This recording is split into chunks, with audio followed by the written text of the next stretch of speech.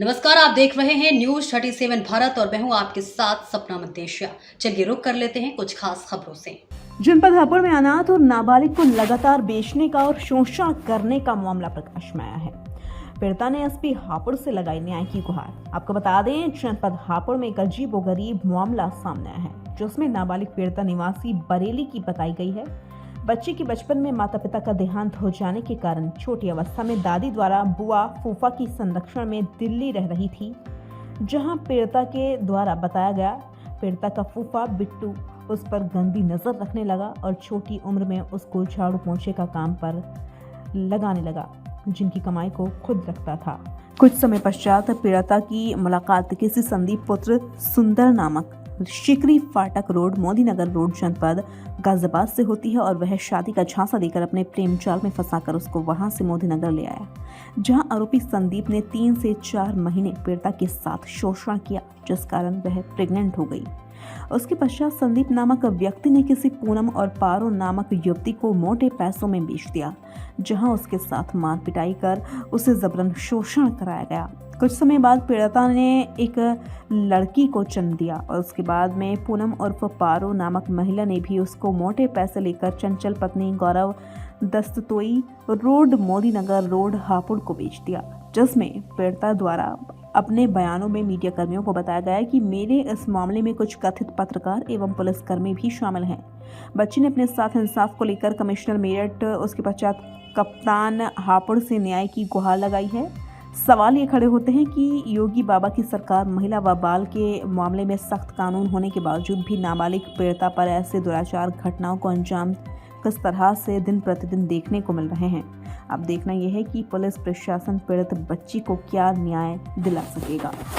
अनु, आप कहाँ के रहने वाले हो? मैं बरेली की। हाँ, तो आप यहाँ पर कैसे आए बरेली से? मैं मेरे मॉम डैड खत्म होने के बाद मेरे बुआ फूफा अपने दिल्ली ले आए थे। तो दिल्ली से यहाँ तक कैसे पहुँचे आप? यहाँ तक मुझे एक लड़का लेके आया था, जो मतलब कि झांसा दे के लाया था। क्या नाम था उस लड़के का? उस लड़के का नाम संदीप है। आप पहले से उसे जानते थे? नहीं, तो फिर आप उससे कैसे मिले? जैसे मैं मतलब टूटी से लेकर के मतलब बैठ के रो रही थी, तो ऐसे ही मुलाकात हो गई हमारी। तो उसने आपसे क्या कहा? हम्म, उसने आपसे क्या कहा जो आप उसके साथ आ गए? उन्होंने ऐसा कहा मतलब मैं तुझे अपने ख्याल रखूंगा, जॉब वगैरह लगवाऊंगा, अच्छी तरह रखूंगा, ऐसा करके उन्होंने मुझे झांसा दिया। तो उसी के बाद फिर मैं उसके गैल आ गई। तो आप उसके गैल कहाँ गए थे? उसके गैल में गई थी सबसे पहले वो पुलक में। इलाकों में किसके पास लेकर गया था आपको? बुआ जी के पास अपने। बुआ जी के। कितने समय आप उसके साथ रहे? उसके साथ मेरे 3-4 महीने रही उसके साथ। फिर जब बच्चा मेरे पेट में पड़ गया, फिर उसके बाद उन्होंने मतलब अपनी बुआ के पास छोड़ दिया। मैं उसकी बुआ से पूछती थी क्या नाम है, वो कब आएंगे, तो ये कहती थी वो तो तुझे यहाँ देख के चले गया। मतलब उसने अपनी बुआ को आपको बेच दिया। उसकी बुआ हाँ। क्या करती थी ऐसा जो उसने बेचा? उसकी बुआ यही काम करती है, उसकी लड़कियां भी आएंगी, वो भी करती हैं ये। कैसा काम? जैसे एक तरफ से सेक्स प्रैक्टिस चलाते हैं। तो उसके बाद 5 महीने के बाद वो आपसे मिलने नहीं आया?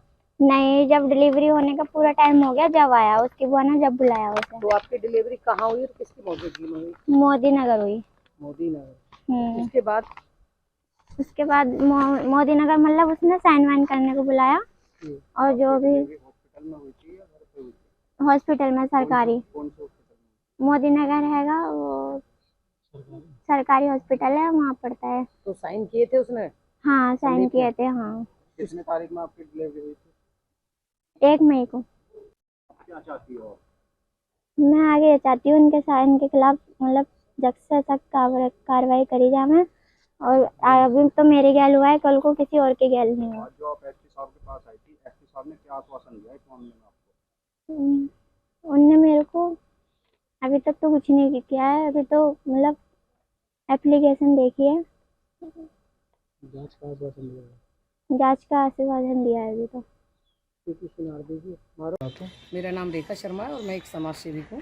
और जहाँ तक मेरा मानना है, मैं बेटियों के लिए ही ज़्यादातर सोचती हूँ। जिन बेटियों के साथ गलत होता है, महिलाओं के साथ गलत होता है, ज़्यादातर मैं वहाँ पर पाई जाती हूँ और कोशिश करती हूँ कि मेरी तरफ से उन्हें पूरी तरीके से मिलकर इंसाफ मिले। तो आज आपके साथ एक ये बच्ची है, ऐसा क्या मामला था जो आप कप्तान साहब के पास इस बच्ची को लेकर गए थे? मामला ये था कि इसकी कुछ कहानी 14 से 15 साल की एज से जुड़ी हुई है। नाम पहली बात तो ये एक अनाथ है जिसके माँ बाप नहीं है और काफ़ी दूर से बिलोंग करती है, और एक परिवार के रूप में परिवार जैसे विश्वास करता है। बुआ और फूफा एक अजीज़ होते हैं, उनके धोरे इसकी दादी ने भेजा उन्होंने भी इस पर अत्याचार किए, जहाँ तक ये मेरे से मिलने पर पता चला है।